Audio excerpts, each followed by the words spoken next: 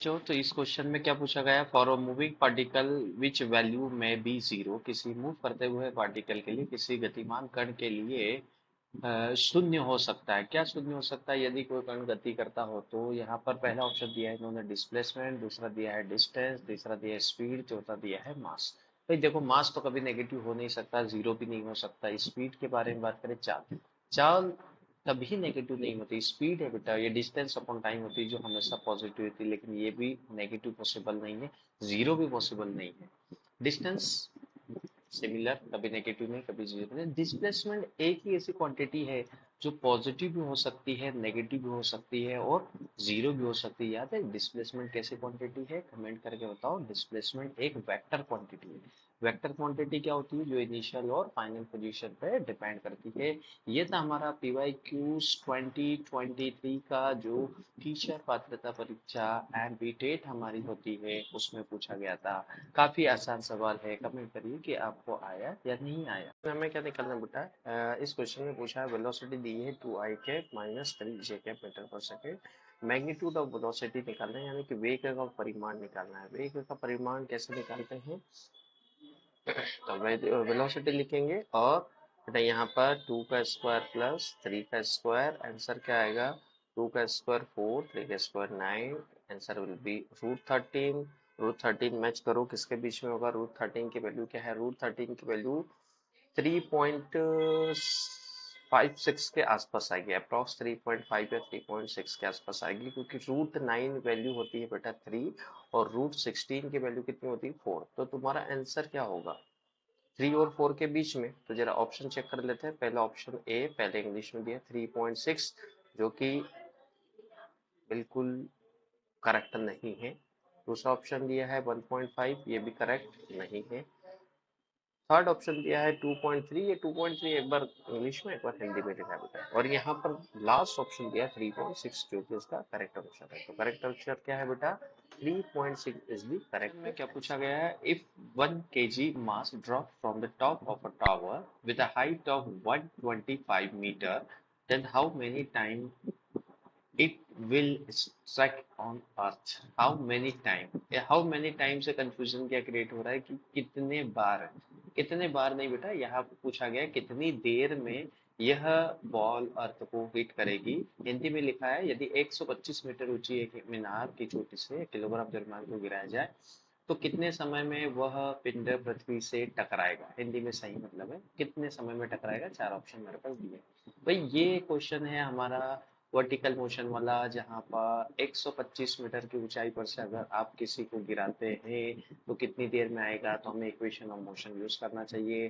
Time का formula क्या होगा बेटा? टाइम का फॉर्मूला होगा √2h/g। कहाँ से आया? सेकेंड इक्वेशन ऑफ मोशन से आप निकालें तो ये इजीली आपका आंसर आ जाएगा। ये है 2h की वैल्यू डाले 125 अपॉन जी की वैल्यू उन्होंने कहा है 10 ले लेना है। 2 ने 10 को 5 टाइम, 5 ने इसको 25 टाइम, √25 टाइम, आंसर कितना आएगा बेटा? 5 सेकेंड। 5 सेकेंड में वो पिंड अर्थ से टकरा जाएगा। करेक्ट आंसर कौन सा होगा बेटा? इसका डी। ये है PYQs क्वेश्चन, कौन सा? एमपी टेट या जो टीचर पात्रता परीक्षा हमारी होती है उसके 2018 का। Okay okay. क्वेश्चन क्या पूछा गया बेटा? If 1 kg of mass drop from the top of a tower with height of 125 metre, then how many time it will strike on earth. और जी की वैल्यू लेना है आपको 10.1। जी की वैल्यू आपको लेना है 10। जी की वैल्यू कितनी लेना है हमें? 10। क्वेश्चन है कि 125 मीटर ऊंची एक मीनार की चोटी से 1 किलोग्राम का द्रव्यमान का एक पिंड गिराया गया तो कितने समय में वह पृथ्वी से टकराएगा। यह क्वेश्चन है 2023 एमपीटेट में जो पूछा गया। कहाँ से आया है? क्लास 11 काइनेमेटिक्स का क्वेश्चन है बेटा, वर्टिकल मोशन का है ना। काइनेमेटिक्स से आया है, वर्टिकल मोशन से क्वेश्चन है। कितनी देर में नीचे गिरेगा? तो हमें टाइम का फॉर्मूला पता होना चाहिए कि कितनी देर में नीचे गिरेगा। इनिशियल वेलोसिटी बेटा उसकी 0, क्योंकि वो गिराया गया। और कितना नीचे उसे जाना है? 125 मीटर, जो कि आपके पास h दिया हुआ है। कितने टाइम में गिरेगा? We simply calculate. टाइम को फॉर्मूला कैसे निकालेंगे बेटा? आप या तो equation second equation of motion से भी इसे निकाल सकते हैं। √2h/g क्या लिखेंगे? √2h/g। Now put the value of all variable. 2 है, h की वैल्यू कितनी दिया है? 125। डिवाइडेड, इसकी वैल्यू कितनी है बेटा 10। 2 से 10 को 5 टाइम, 5 से 125 को 25 time, it's root 125 and root one, नहीं root 5, root 25 how much 5 second.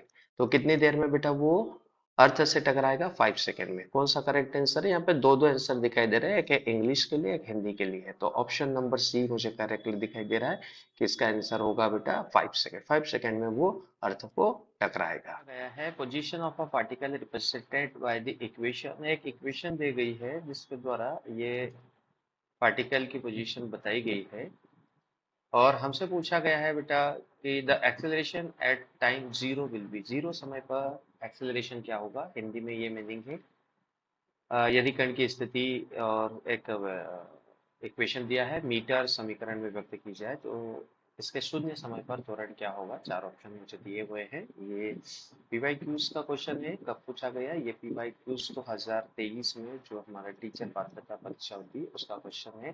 तो आप इसका आंसर निकालते हैं। आपको एक्सेलरेशन चाहिए बेटा, तो आपको दिया हुआ है एक्स क्या है पोजीशन, इसकी वैल्यू कितनी दी है, इसकी पोजीशन दी है 4t² minus 15t plus 20 metre. ठीक है, सबसे पहले मैं इसकी वेलोसिटी निकालूं तो वेलोसिटी निकालने के लिए आप इसे डिफरेंशिएट कर दीजिए टाइम के रिस्पेक्ट में, तो आपको वेलोसिटी मिल जाएगी। किसको डिफरेंशिएट करना है? एक्स को। तो इसका डिफरेंशिएशन क्या आ जाएगा बेटा? डिफरेंशिएशन हुआ 80 माइनस, यहाँ पर 15t है, सॉरी यहाँ पे 15t, तो 8t को पावर आगे आ जाएगी 80 माइनस 50। ठीक है, ये है इसकी वेलोसिटी। अब मुझे एक्सेलरेशन चाहिए, तो एक्सेलरेशन निकालने के लिए वेलोसिटी को फर्दर एक बार डिफरेंशिएट किया जाए तो इसका डिफरेंशिएशन देखो क्या आएगा बेटा। टी का डिफरेंशिएशन 1, आंसर आएगा 8 और इसका डिफरेंशिएशन 0 क्योंकि कांस्टेंट है, तो आंसर क्या होगा बेटा 8 मीटर पर सेकेंड स्क्वायर। एक्सेलरेशन टाइम पर डिपेंड नहीं कर रहा है, ये यूनिफॉर्म एक्सेलरेटेड मोशन का क्वेश्चन है। कौन सा आंसर सही होगा इसका? Question number B, option B is the correct answer. 8 metre पर सेकेंड स्क्वायर इसका सही आंसर होगा। ओके इस क्वेश्चन में क्या पूछा गया है? Position of a particle represented by the equation. कोई पार्टिकल है जिसकी पोजीशन की इक्वेशन देके रखी है, यानी कि डिस्प्लेसमेंट या उसका एक फंक्शन देके रखा है जिस हिसाब से उसकी पोजीशन ट्रेस हो रही है। हमें क्या करना है? Then the acceleration at time zero will be, zero time पर उसका एक्सेलरेशन क्या होगा। कण की एक स्थिति दी हुई है जो कि वेरिएबल है, हमें क्या बताना है बेटा? एक्सेलरेशन। और कब बताना है? टी बराबर जीरो पर उसका एक्सेलरेशन क्या होगा। चार मेरे पास ऑप्शन है। एक्सेलरेशन क्या होता है? तो एक्सेलरेशन के लिए आपको पहले तो वेलोसिटी चाहिए, डिफरेंशिएशन ऑफ वेलोसिटी जिससे हम एक्सेलरेशन निकाल सकते हैं। और अगर वेलोसिटी नहीं पता है तो हम दो बार डिफरेंशिएशन कर दे। किसको बेटा? दो बार डिफरेंशिएशन कर दिया जाए अगर डिस्प्लेसमेंट का, तो मुझे वेलोसिटी मेरे को एक्सेलरेशन मिल जाएगा। फिर मैं एक्सेलरेशन में टाइम की वैल्यू डालूंगा। तो फर्स्ट टाइम जब मैंने इसको डिफरेंशिएट किया तो मुझे वेलोसिटी मिली। जरा इसका डिफरेंशिएशन देखो, 4t² का डिफरेंशिएशन क्या होगा? पावर आगे ले आओ तो हो जाएगा 8t माइनस का 15t का डिफरेंशिएशन 15, और इसका क्या हो जाएगा बेटा? Zero. That is the velocity. Again एक बार वेलोसिटी को और डिफरेंशिएट कर दो जो कि मुझे एक्सेलरेशन देगा। करेंगे तो यहाँ पे 8t है, डिफरेंशिएशन करके क्या आएगा? 8 और इसका क्या आ जाएगा? माइनस जीरो, यानी कि इसका एक्सेलरेशन होगा 8 मीटर पर सेकेंड स्क्वायर किसी भी टाइम पर, क्योंकि एक्सेलरेशन टाइम पर डिपेंड नहीं कर रहा है, एक्सेलरेशन इसका कांस्टेंट है। तो इसका सही आंसर कौन सा होगा बेटा? सही आंसर होगा ऑप्शन नंबर बी, 8 मीटर पर सेकेंड। क्या आंसर होगा? 8 मीटर पर सेकेंड। तो इस क्वेश्चन में क्या पूछा गया है? इस क्वेश्चन में हमसे ये पूछा गया है कि for moving particle which value में बी जीरो, किसी मूविंग पार्टिकल के लिए, किसी द्रव्यमान कण, गतिमान कण के लिए शून्य हो सकता है। कौन इसमें से शून्य हो सकता है भाई? शून्य कौन हो सकता है? जरा ध्यान से देखो, इसमें एक लिखा हुआ है विस्थापन, एक लिखा हुआ है दूरी, एक लिखा है चाल, एक लिखा है द्रव्यमान, है ना।